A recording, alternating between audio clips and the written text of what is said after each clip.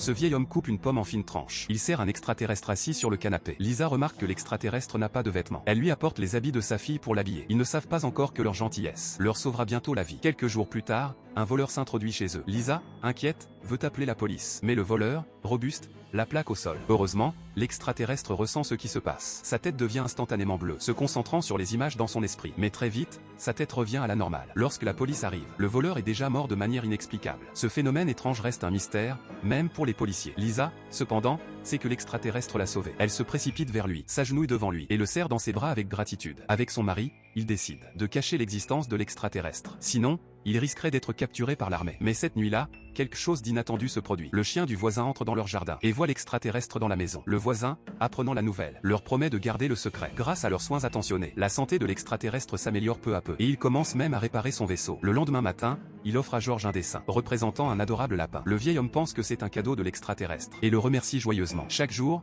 l'extraterrestre offre un nouveau dessin à George et George les colle tous sur le réfrigérateur. Quelques jours passent ainsi, jusqu'à ce que Lisa sente une odeur nauséabonde. En suivant l'odeur, ils font une découverte terrifiante.